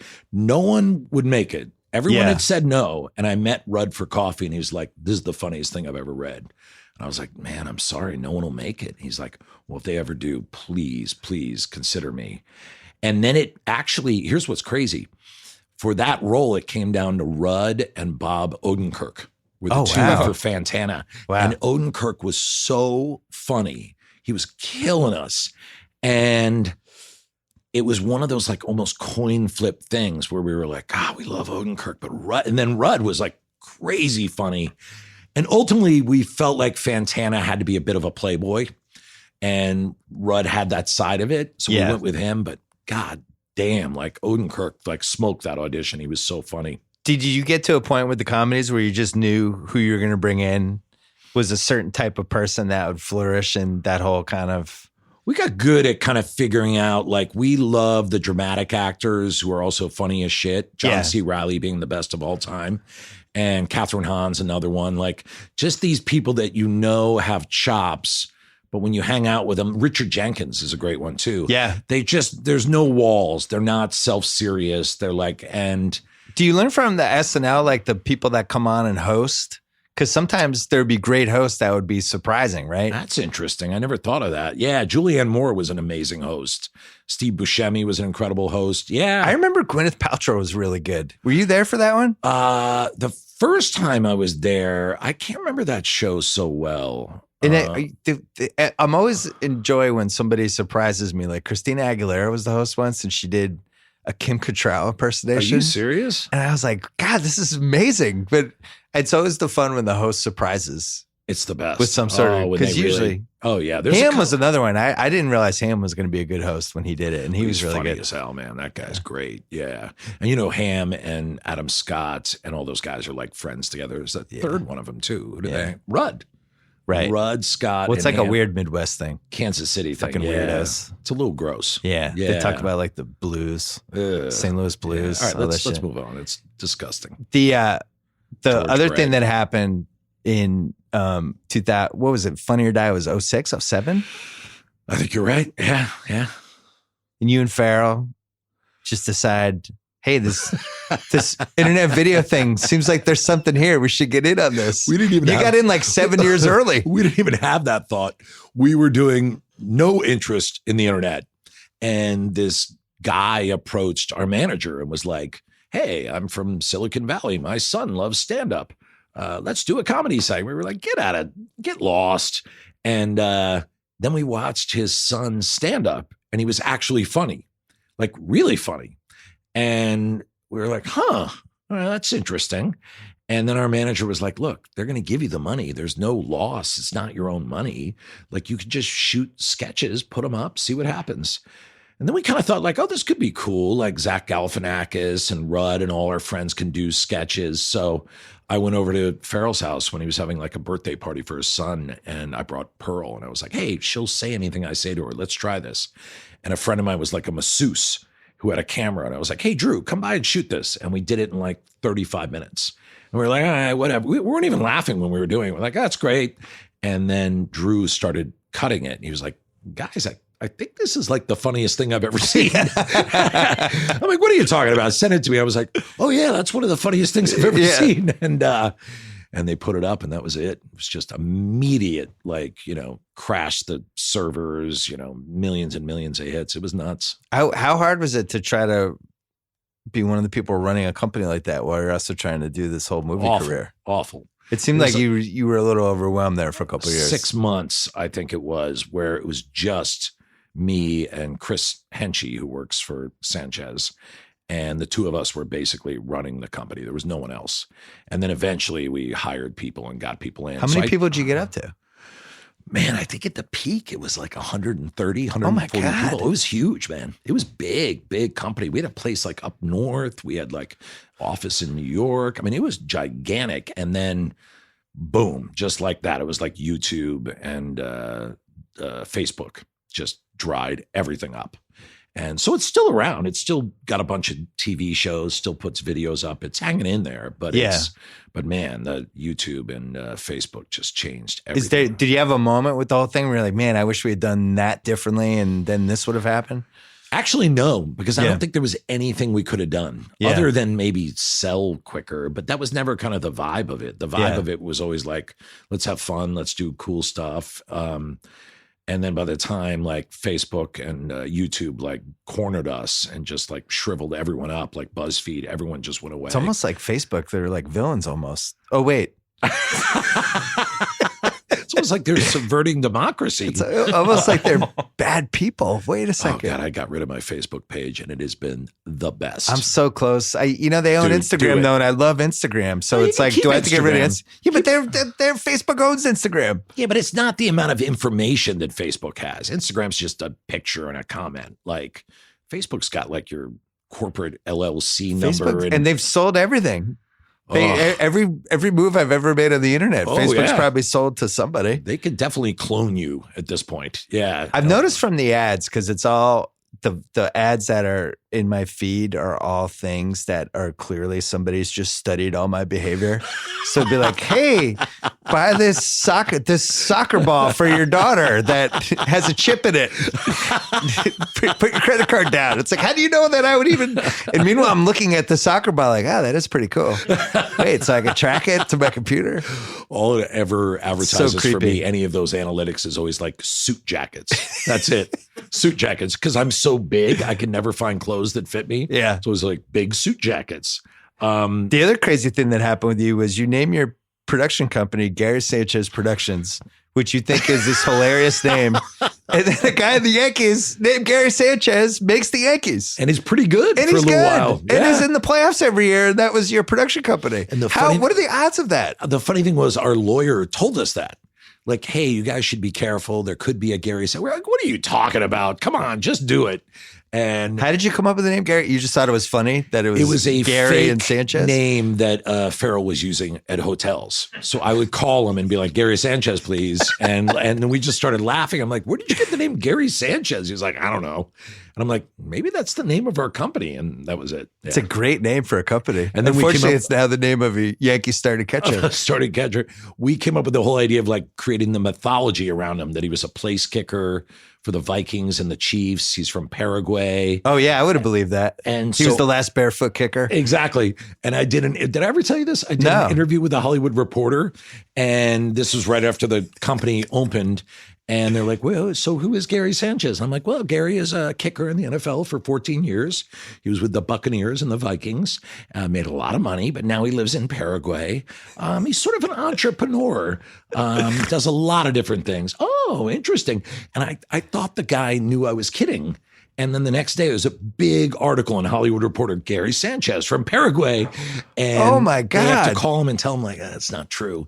And for like 2 years, Hollywood Reporter like hated us. Oh, Jesus. Jesus. Yeah, that is like a cardinal sin. It was bad. Yeah. That's still funny, though. It was pretty good. So that was in print in the magazine? Oh, yeah. And we actually hired an actor to play Gary Sanchez. So there's like pictures of us with him. And yeah, it went pretty far. When did you know you wanted to make a drama? You know, I was never thinking drama. I was always just thinking, or like a more serious movie. Different. Because I was chasing a superhero movie for a while. This book called The Boys by Garth Ennis. That's kind of a rated R superhero thing. And I really wanted to make that, and I couldn't get it made. And so I think we had come off like Anchorman 2. And my agent was like, you know, you've had a pretty good run, man. You haven't really missed on anything. You could probably try something crazy right now. What would you want to do? And I had read The Big Short a year before, and I was like, I read this book and wondered, why isn't anyone making it? And I was like, well, funny you should ask. And it turned out the script was stalled, and they were happy to have me come in. And I think they were kind of humoring me a little bit. It was over at Paramount. But then, like, I wrote that script that basically was the movie, and they were like, this is kind of cool. But still, even then, they were like, well, we don't know about casting. And then we sent it around in 1 week. We got yeses from like Christian Bale, Ryan Gosling, Brad Pitt. And they were like, I guess we're making it. So it was never seeking out anything that was, and even The Big Short has a lot of funny stuff in it. Yeah. But it was just so cool that my favorite thing about it was that when you would tour around with the movie, you actually got to talk about stuff. And like, I would debate economists, and I spoke at the Brookings Institute, and like, I was like, this is cool. Like, so yeah, it was really fun. And then hearing people like who really didn't know how the banking crisis worked, come up to me and say, hey, that was amazing. I didn't know about that. And also, it was so much more relaxed than comedies, too. It was like, felt very European. We were in like New Orleans.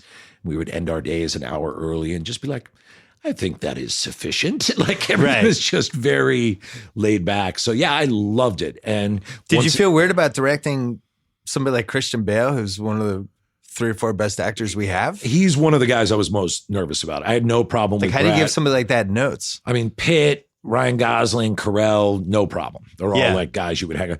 But Bale, I was like, what do I do? And so I just talked to him beforehand. I said, look, I like to yell notes out, or I'll have a microphone. Is that okay with you? And he's like, yeah. And so I just checked with him on everything. I just said, is it okay if after 4 or 5 takes I come over and talk to you here? And he was like, yeah. And then by the end of the movie, we were like, this guy's the greatest guy ever. And then I finally got up the nerve to do a bit with him. And it was like our second or third last day. There's this big moment where Michael Burry, the character he plays, writes on a chalkboard plus 1,290% for his fun. Like, everyone's been wrong. He was the only one who was right. He lost everything plus 1,290%. And he walks away, and it's dark in the audience. It's a big, big moment. So we did it like 5 times, and it was perfect. He was amazing. And I walked up to him. I was like, it's good, Christian, but I had one, forget it. And of course, he bites on it. He goes, no, what? I'm like, what if you just kind of turned the camera and just kissed your fingers and did a peace sign, like, peace out? And there was like a long pause. And Christian's like, I don't know if that's really what my character would do. And I was like, I'm fucking with you. And he's like, oh. And then from that point on, all he did was bits with me. It turned out he loved it. Oh, that's hilarious. And on Vice too. Like, he just bits all day long, joking around. He's like a goofball. Yeah. Yeah. I think we feel like the famous actors aren't normal people. Yeah. But they're all normal people. They all have to pee and take dumps and eat food. And it's not like they're alien species. No, he's actually a sweetheart, like crazy about his family, goofball. I think the only class of actor you got to worry about a little bit is like that 68-year-old male actor. The older male actors can be tough. Like the Gene Hackman types, Tommy Lee Jones, like, they scare the crap out of me. The only guy that didn't scare me was Richard Jenkins, which is part of the reason we cast him. And also, he's awesome. But he's the only one who's not like a little crazy. Or Dustin Hoffman's a nice guy, too. He's apparently. So you just won't hire anybody over 65. It sounds like a good plan. Yeah, They might go at you. I'm trying to think if it's okay to say this. You're not directing Equalizer 3. You don't want to mess with Denzel. Adam McKay will never hire the elderly. Yeah, I'm good with that. You can put that out into the public. No, the sad thing is older male actors are the funniest when you get the right actor, like a Fred Willard. I could totally see how they would be completely intimidating, though. Like, how do you tell Al Pacino what to do in a scene at this point? Apparently, he's a good guy, too. I've heard he's cool. Will you please? I had him on a podcast. Oh, did you really? I don't think he knew it was happening for about 20 minutes. I think he thought we were like, once he realized what it was, I could see the light bulb go off, and then he started telling stories.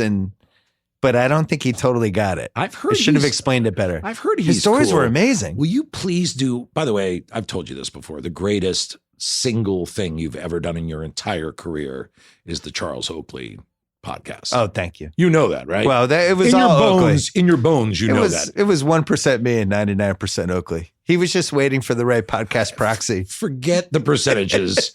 And then I love like 2 months after that, I hear that like he slapped a guy at a blackjack table or something. I was like, please do everything you can. Will you do 1 week or like a month of podcasts with people that scare me? That would be, the best thing with Oakley was.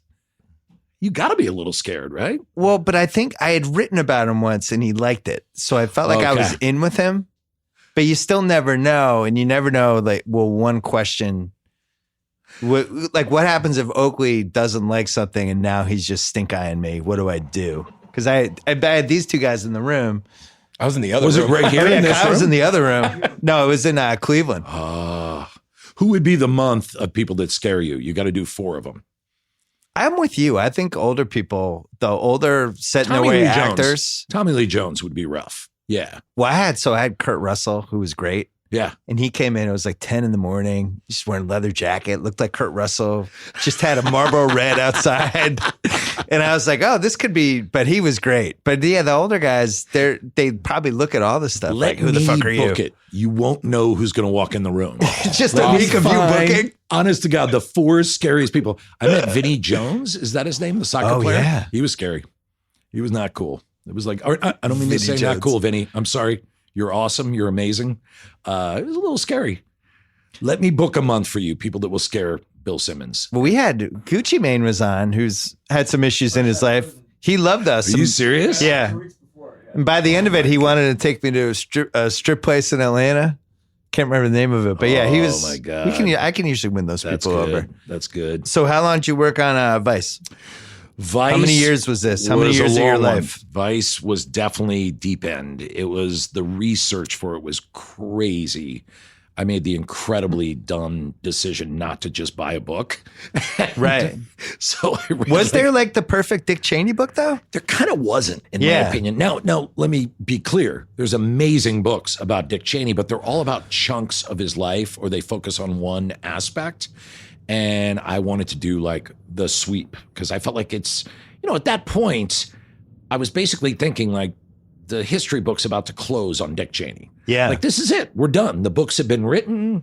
He's like, I saw some TMZ video of him laughing in his SUV with literally with TMZ. And his the Trump things helped him too. Trump thing, it just feels like it's moved on. And I was just thinking like, wow, really? We're going to move on from that? Like, that's just gone? Yeah. And so, I just dug into it and read every book that was out there, every article. And then we hired our own journalist who went around and interviewed people. That was the best and got tons of good insight. So that tidbit, like in the beginning of the movie, he basically 9/11's happening. And he makes it seem like the president had given the order to shoot down an aircraft. That's true. So how do you get that tidbit? Because I don't know if I had known that before. So you read everything, and then there was actually congressional testimony. Oh. So Bush and Cheney testified together. And what you find is their story doesn't make sense, that the timing isn't right on it. And that he's saying, oh, yeah, at 5:52, I did this. Like, wait a minute. No. Right. And everything you read, I was like, oh, they're lying. He clearly made the call. Now, don't get me wrong. It's a crazy day. Like, I'm going to guess stuff like that might happen. But, I'm not sure he's wrong. Well, yeah, he's wrong. He should go through the president on that. Yeah. It seems like a pretty big thing to we just skip. triangulated like crazy because Cheney really is that secretive. So we had to read everything, talk to everyone. I was struck that watching the movie that how little I knew about him, this person who was super impactful last decade, but even what like a happy accident, I guess, or unhappy accident for some people, just how he ascended in the 70s, which mainly because of the Nixon White House. Crazy. The Nixon White House craters. Everybody's losing their job left and right. And he goes from being like a fucking intern to a chief of staff in like 3 years. Any Republican was gold. I actually didn't put it in the movie, but they asked him to join the campaign to reelect Richard Nixon, which is where everyone got busted out of. And for some reason, he said no. He got very lucky on that. And Rumsfeld had been exiled, and that's how those two guys survived. It's actually true that the day that Ford was being sworn in, Cheney and Rumsfeld were driving from the airport. So while Ford was saying our long national nightmare is over, Cheney and Rumsfeld were driving to the White House. Yeah. It's a crazy story because I had the same thing as you. I just didn't know that much about him. I knew like he shot a guy in the face. I knew that they called him Darth Vader. I knew he pulled some strings, and I knew Valerie Plame story and kind of that he was involved in the run up to Iraq. And when I looked into it, I was just amazed like how calculated it all was. Like he knew exactly what he was doing and how brilliant he was. I mean, it's kind of amazing. 12 years after getting 2 DUIs, the guy's chief of staff in the White House. Right. Yeah. Well, and also you make this point. At some point you flash a quote. I forget what the exact wording is, but it's basically like the people who are quiet. Yeah. Those are the ones you got to watch out for. And I was thinking like, that is a move. And I'm old enough now that I've dealt with different type of bosses and different people going back to ESPN or whatever. But the quiet people who you never kind of know what they're thinking, those are always like the dangerous ones. Oh, yeah. They keep it close to the vest, and they might be killing you in private or doing whatever. You'll never know. It's definitely like if you're playing the game, the move is to be quiet. And Belichick says fucking nothing. Nothing. There's an interview with Douglas Feith, who worked with Cheney, and he actually said, like, when you talk to Cheney in the beginning, your voice is about this octave. And by the end, your voice just keeps going up and up and up because he gives you nothing. You're trying to make up for the lost energy. And you're like filling in for the gap. And he said, I start here, and by the end, I'm kind of up here going, so anyway, we're going to do that. And like, this is one of his guys saying this. And his whole game is, I mean, Lynn Cheney actually said, if you want to understand my husband, you have to know one thing. He's a fisherman. So that's his whole game is like patience, wait at the bend of the river. If it ain't happening, that's okay. Like he's fine with like pulling back and waiting a year, like, and just detail. Yeah, he's incredible figure, man. I mean, you really could argue he changed America and the world as much as anyone in the last 30, 40 years. It's nuts. Well, and then you think you're doing a movie about this guy who you clearly probably don't like that much. I would say it's safe to say. Well, but you're trying to make him a human being. A human being, which, my rule of the movie is if you're making a movie about anybody, I'm going to start rooting for them at some point during the movie. Because I just watched Escape at Dannemora. The trailer is great. Yeah, it's good. Yeah. It really is, but it's long, but it's worth it. And these were horrible guys. And by the end of it, I'm like, no, don't stay in the cabin. You got to get out. I'm like rooting for them to escape. And they're horrible. They would have gone and killed people if they had escaped. But it's just something about the movies, TV. They suck you in. And it's the same thing with Vice. Like about half of them, I'm like, Dick Cheney. Paul Thomas Anderson came to a screening and he's like, why do you have me rooting for Cheney and Rumsfeld to destroy democracy during the Ford years? Like, I'm kind of cheering them on. And like, Yeah. Well, I mean, It was the biggest criticism for the movie, right? That Cheney was too sympathetic. Some people thought that we humanized him too much. My feeling was that if you don't humanize him, it's a waste of time. I mean, well, then you turn him into like Hannibal Lecter. Exactly. Like you might as well put a fucking metal mask on him and wheel him into 9/11 meetings. Which I would watch that movie as well, by the way. But also what we found was that he was a regular schmo when he was in Wyoming. His brother and sister, the brother's like a plumber. And everyone in Casper, we interviewed people, said whoever Lynn Cheney would have chosen as her husband would have been president or vice president. I mean, in a weird way, the story is kind of hers. Yeah. It really is. Like, but she gives in the speech in the beginning. She's like, I've chosen you. She's a badass. You're letting me down. A friend of mine got called by her like about 20 years ago about something. He said, I have never been yelled at by another grown-up like I was just yelled at by Lynn Cheney. Like, she's tough, man, and whip smart. So, yeah, the fact that he started as a regular guy, like the kind of movie I used for the comparison was Sid and Nancy. Yeah. That I felt like, Sid was just a That's interesting. Yeah, goofball bass player, and he met Nancy and he loved her, but she happened to be a junkie. So if you're going to date a junkie, let's get into it. And was Bale like on the set? He's just doing this on his. Does he stay like that 24 hours a day, or can he snap in and out of it? He's pretty cool with it, and so is Amy and Sam Rockwell. They all kind of do it. What they do is they keep the voice, they keep the physicality, but you can talk to them as themselves. So he'd never say, "Call me Dick Cheney." So he'd be like, "How you doing, Adam?" "Pretty good. Yeah, the kids just dropped him off at school." So he would talk to you like Christian Bale. And actors are fucking weird. Like it's to be able to do that is really strange. I really respect it. Like I don't understand how anybody can do that. I might ask people to call me the character. Like I'm probably such a bad actor. Yeah. That I would have to be like, you got to call me the character. Yeah, I have to stay in it. Yeah. So, and he put on the weight, he did all that stuff. I mean, it's crazy. He really, when I heard he was playing Dick Cheney, I was like, that's ridiculous. Like that, I can't see it. And then you watch the movie and it's like, oh, yeah. First day that it all clicked, we had this Academy Award winning makeup guy, Greg Canham, and we worked it. He was putting on the weight. He was working on the character. First day that it clicked, where he's in the suit, the makeup's right. He's got all the moves and the psychology figured out. He goes, "Hey, Adam, check it out. I figured out the walk." And he walks down the hallway and he does the Cheney walk. And I'm no exaggeration, I get goosebumps up and down my arms. And I was just like, you're not playing him, you're summoning him. Dick Cheney is now in the room. And the whole movie, it was like that. He would walk by you and it felt like Dick Cheney. It was eerie. It was crazy. So I like getting people after the movie comes out because now you've done the circuit already. I feel like you've come out of it. The movie's come out. Yeah, I've got no canned stories about anymore. it. Yeah. What out of the feedback, has there been one thing that surprised you? Oh, yeah. What is it? Well, we got crazy divisive responses on this movie. But you weren't expecting that, though? We were expecting it. We knew it was coming. We knew the right wing was going to come after us. We knew some of the kind of professional journalist class would be like, hey, get out of our backyard. We knew that was coming. But I didn't expect it to be that strong on both sides. I mean, there are reviews that are like, this is the greatest movie ever. And there are reviews literally like, this is the worst movie I've ever seen.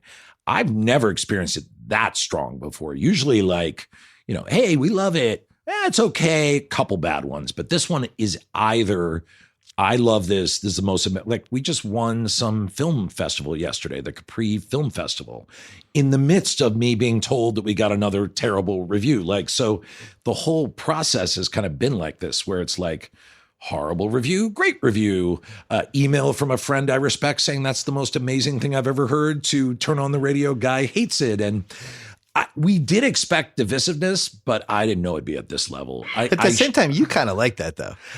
I kind of love it, to be honest. I mean, that was like Anchorman 2. You love that people either were all in or they were mad about it, and that was it. We did a show in Chicago called Pinata Full of Bees at Second City that among Second City heads, they all know about it. And it was a very unusual show. We broke a lot of their forms. And there were people that loved it and hated it. And it was the first show, Second City main stage, in like 20 or 30 years that got no local theater award nominations. None. Like all the people in town who saw it were like, no. But of all the things I did in Chicago, that's the one people still talk about and stuff. So it feels really appropriate. And of course, the Europeans love it. Like we've been showing it in the UK and they go crazy for it. But no, I think it's good. As long as it keeps motoring, the only fear you have is that it just kind of goes away. But it's not. It's still out there. There's still these for award season, I have no feel for what's going to happen with it. None at all. Because you did pretty well at the Globes, right? Yeah, we got like a ton of nominations, like 6. And then we got a bunch for Critics' Choice, like 8, I think. Yeah. And it's the wild card of this Oscars. It is a wild card. I mean, I would think at the least, man, you got to acknowledge these crazy performances. I mean, Christian and Amy Adams are like next level. And that score is pretty incredible. And the makeup too. So I would hope at least that would get junked. But, awards, you never know. And it is such a crazy, fiery, cleaver splitting kind of movie. We'll see what happens. But yeah, it's been a bucking bronco. I was laughing with a friend the other day. I was like, I think the last time I was on a bucking bronco like this was Step Brothers, but I didn't care. Right. And, yeah, it's been interesting. Well, you created The Ringer's favorite new show of 2017. You were involved in the whole thing with that. You and Jesse Armstrong. God, I love that show, Succession. And you guys, once again, I'm going to give you credit. But you were about a couple days earlier than the rest of the world. We were like 4 weeks earlier. Yeah. That was a good moment for our site because we kind of started to trust, like, if we really like something, just go all in on it. It was cool. If people don't follow, that's okay. But we just felt like this show's really good. Something's gonna happen. I mean, I was watching each episode as it came in. Yeah. So I was loving it because I compare it to like early Neil LaBute. Like it's got this hard edge, but it's brilliantly funny. Like, it's Jesse Armstrong writing it. I can say that. But and so right away I loved it. But then when it got to that 3rd and 4th episode, I was like, oh, we're on a rocket ship at this point. And that's when my wife started walking in when I would look at it to give it notes. And she started watching it behind me going, oh my God. And the 3rd episode's the key. And I think that was one of the reasons the reviewers got thrown off. Yeah. Because they'll watch the first 2. It also didn't have my biggest issue when I watched the pilot. I was like, oh man, I just wish, what's the Jeremy Strong character's name? Kendall.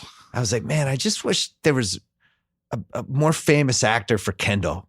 I just wish that was a better part. And then by episode 7, I'm like, I fucking love Jeremy Strong. See, that was part of the key to the show. We knew that Jeremy Strong is one of the best actors on the planet. Like we were confident in that. So that scene where he goes in the bathroom and freaks out is like one of my favorite scenes. There are a couple scenes in there when he confronts his dad in the dining room too. I was like, I think that's one of the best scenes I've ever shot. Like, how many did you direct? Just the pilot, which is the funnest because you get to cast. No, the funnest was the look. The funnest was the bachelor party episode. Oh no, not the funnest episode. I'm just saying the funnest of the hour of my life. Oh, the bachelor party's the best. But to make it the pilot, you get to cast it. You get to set great. the look. I mean, it was fantastic. Bachelor party. Oh my God. Well, what was the one second to last? They're all good. The run out, the one where he's trying to run to the board meeting. Was that episode 5? I think it was the 4th one. Oh my God, that was good. Yeah, that was when it really became clear. It was like, okay, so this is not going where I thought it was going to go. The bachelor party was when I fell in love. God bless. I was like, this show's fucking weird, and I love it, and I don't know where it's going. That thing about him swallowing can I say it? The cum. Yeah. She spat it in my mouth. Yeah. I don't know how dirty it was. Hot. It was hot. It was hot. It was hot. And then eventually by the end, even he knows it wasn't. Yeah. Well, you also, were you involved in casting the sister? Oh yeah. Because that's the key role of the show. Everything. Yeah. We were Francine Maisler. We went through every character. It was incredible. She's fantastic. Amazing. What happens with her career-wise? So could she be like Julianne Moore? Oh, I think she's heavy duty. I think that's she's going to be like an A-list actress, right? Yeah. And she is and kind of was. Everyone knew that's what she was going to be. Yeah. And Francine Maisler was like, you have to cast her. And then she came in and read, and we were just like, this is over with. My favorite is who plays Roman. What's his name? Culkin. Culkin wasn't supposed to read for that role. We asked him to read for like Kendall, stupidly. Yeah. And he showed up in New York and he just went on tape which usually when you go on tape, what you're hoping for is come on in and read for us. Yeah. And we watched it. We were like, that's it. That's Roman. And then we just called him. We were like, you got it. And like, no one gets anything off of tape. And then he showed up and it was like, we were all so jacked on ourselves at that point. It was like, we knew that off of tape. And he was like, perfect. Like every single moment. Yeah. Did you have the first season sketched out or multiple seasons? First season, but then Jesse kind of is thinking longer arcs. I've read the first 3 outlines for the second season, and I just got the first 2 scripts. So I'm kind of getting into that with notes. Wait, that doesn't sound like it's coming out in 2019 then. Oh, it is. They're moving. Okay. Oh, yeah. It is. I mean, All right, they're going to roll. We're banking on it. Oh, no, to come out. that is without the a Ringer doubt. needs it. We need, Without a doubt. And we have a couple shows we're counting on this year for content. They're going to be writing while they're shooting. I mean, it's going to roll right into the thing. It gets going in like a month, I think. This is a good year for us because we have Thrones, we got Billions, we got Big Little Lies, we got Wow. Succession. Man, that's a lot. I mean, it's like we like the shows. Thrones we can is just gonna go all dominate, in. right? Is this the last? Thrones we're treating like it's the NBA playoffs of you should. mankind. Are we allowed to talk NBA at all? Or? Fuck yeah, let's do it. How much more time do you have? All right. Ah, All right. we went way over. One quick thing. Well, do you want to just come back and talk NBA Let's in a come back couple and talk months later. Yeah, Well, that give was me the really one fun. quick thing though. Yeah. Jonathan Isaac for Orlando. That's your one thing, Jonathan Isaac. I'm laying it down right here. You're laying it down. I'm laying it down. I think 18 points a game, Wow. 7 assists, 9 rebounds. In like 3 years. Yeah, 2-3 years, percolating there. That's your big NBA comment. That's my big, and well, no, I have a lot of NBA. Who's your comment. favorite team? I'm a weird guy because I grew up a You Celtics followed up fan, hardcore Celtics fan, and but then Smart man. and then I moved to New York for a long time, and the Knicks overtook me. Oh, And- wow. But the Knicks kind of It's like aren't. falling in love with like a terrible girlfriend who's like a crack addict. And then I moved out here, and now I'm like, I don't care. I just watch every team. I'm a junkie. Who do your kids root for? They like the Warriors and the Clippers a little bit, but my favorite team right now, Clippers are so sad. I like the Bucks right now. I'm really Bucks have enjoying. been fun. Yeah, there's something going on there that's Yeah. interesting. I think the Suns are a player away. They're probably gonna get that player in the lottery I next think year when they're so. like third. There's some Yeah, they've been nice- picking at the top Some forever. Really, really nice stuff going on there that I kind of like. Yeah. And Aiton kind of woke up lately too. Had a A couple little of big bit. games. I don't know Yeah. if I trust it. Even if he's kind of mediocre, like C+. You never did a sports movie though.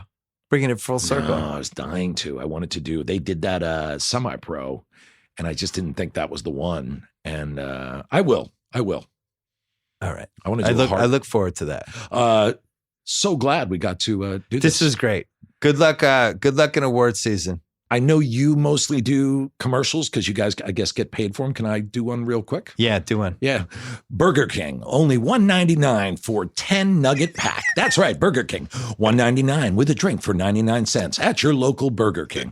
Thanks, Bill. Amazing. Bill, that's Amazing. classy. Let me do That was great. I appreciate that. Yeah, I would have given you a real read to do. Adam, good luck with the movie. Thank you. Thank you so much, All right. man. Great to see you. All right. Thanks to ZipRecruiter. Don't forget to go to ZipRecruiter.com/BS. Thanks to Adam McKay. Thanks to Sean Fennessey. Thanks to the Ringer.com Ringer Podcast Network. Thanks to New York Times Crossword. If you're looking for a smart way to unwind, play the New York Times mini crossword. A fun, relaxing way to stay sharp. Enjoy a quick battle of wits with yourself or challenge a friend. In about 2 minutes, you'll experience the satisfaction of solving the mini puzzle. Wordplay every day. Download the New York Times Crossword app at NewYorkTimes.com/mini. Coming back to you on Thursday with a big ass podcast, football, basketball, a whole bunch of stuff. Until then.